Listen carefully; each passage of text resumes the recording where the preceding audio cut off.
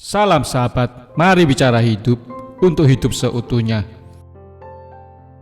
Seorang tabib atau dokter perlu mengetahui pemicu serta gejala-gejala sakit sang pasien sebelum mengenali apa sebenarnya penyebab dan akar penyakit sesungguhnya untuk mampu mengobati dengan tepat.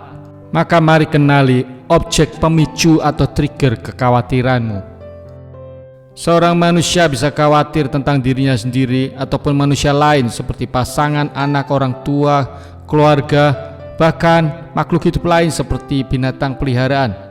Atau ada yang mengkhawatirkan barang seperti motor, rumah, sepeda, barang kesukaan seperti maybe toy figure atau bagian tubuh.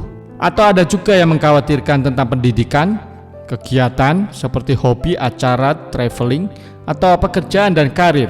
Dari objek itu, aspek apa yang dikhawatirkan? Apakah terkait hubungan, kesehatan, keberhargaan, kebahagiaan, keuangan, atau kehidupan setelah kematian?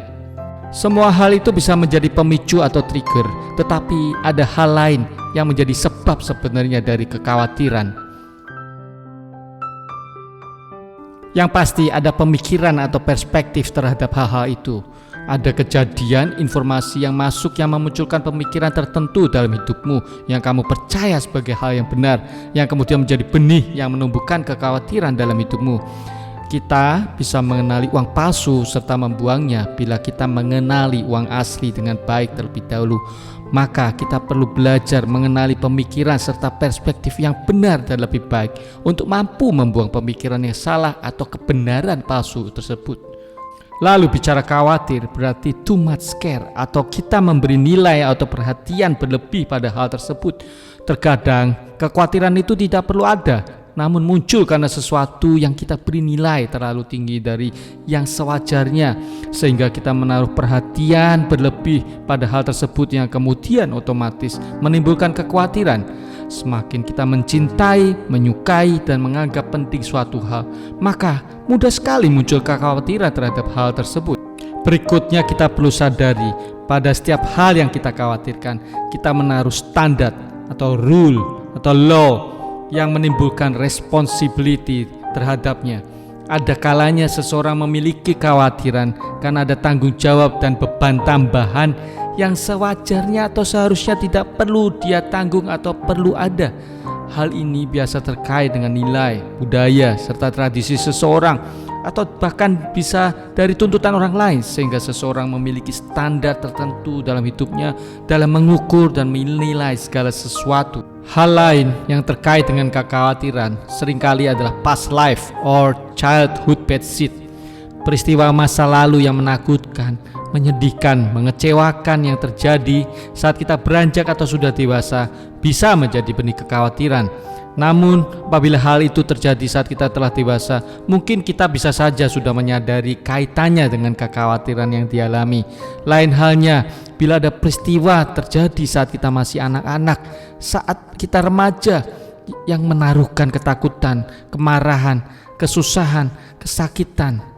Akibat dari situasi, tindakan yang dialami itu atau perkataan yang didengar saat itu bisa menjadi benih dari kekhawatiran yang bisa menumbuhkan gejala kekhawatiran akibat yang muncul tanpa kita aware atau sadari dengan jelas.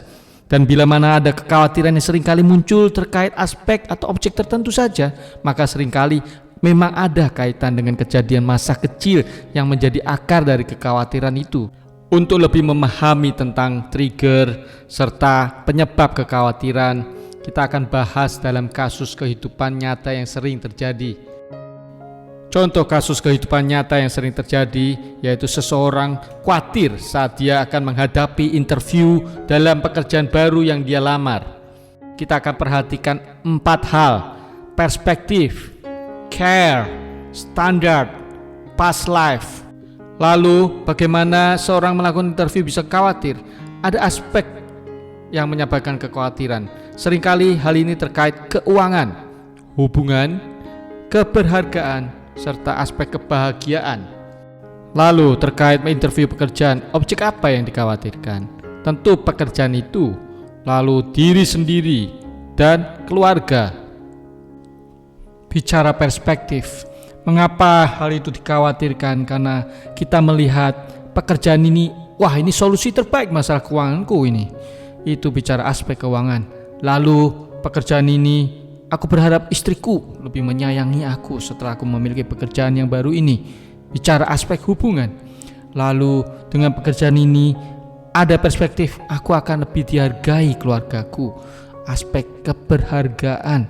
Lalu dengan gaji yang lebih tinggi dari pekerjaan ini, aku bisa lebih berbahagia karena bisa membeli barang yang aku inginkan. Ada aspek kebahagiaan di situ. Karena perspektif itulah maka seseorang menjadi begitu care atau perhatian pada interview pekerjaan ini. Karena melihat pekerjaan ini sangat penting, maka seseorang tersebut bisa memikirkan bersiap begitu rupa sampai dia tegang, sampai bisa saja lupa makan atau minum menghadapi interview tersebut. Lalu berikutnya biasanya ada standar atau rule atau law dalam kaitan interview tersebut. Seseorang bisa mengatakan pada dirinya, aku harus berhasil lulus interview ini karena aku harus membiayai anakku ke SMP terbaik di kotaku dengan pekerjaan ini. Lalu aku harus bisa membelikan keinginan istriku karena aku mau menjadi suami yang baik lewat gaji yang aku dapat dari pekerjaan ini. So, mengapa sebagian orang juga bisa rileks menghadapi interview, namun sebagian orang sangat khawatir? Hal ini biasa terkait dengan past life atau peristiwa di masa lalu, sehingga orang tersebut lebih khawatir. Orang tersebut bisa saja gagal diterima beberapa kali dalam lamaran pekerjaan sebelumnya, sehingga dia khawatir kalau gagal lagi. Atau justru kebalikan, dia selalu berhasil dan tidak bisa menerima ada kegagalan dalam hidupnya, termasuk gagal dalam interview. Peristiwa masa lalu yang lain bisa saja orang tersebut saat dia masih kecil, saat dia SD atau SMP, dia tidak berprestasi atau prestasinya tergolong rendah dan dikatakan sebagai anak yang bodoh oleh orang tuanya atau anak yang gagal oleh gurunya. Lewat video ini saya berharap Anda mampu melihat dan mengerti lebih baik hal apa di balik kekhawatiran. Dan pada video berikutnya saya akan bahas bagaimana memiliki perspektif lebih baik, perhatian yang sehat, standar yang wajar, serta bagaimana berdamai dengan masa lalu sehingga engkau tidak perlu khawatir lagi. Bila sahabat mendapat manfaat dari video ini, silakan like, subscribe, dan klik tanda lonceng untuk mendapatkan notifikasi. Dan bila sahabat berkenan, silakan share video ini pada kenalan, keluarga, sahabat sehingga lebih banyak orang yang mendapat manfaat.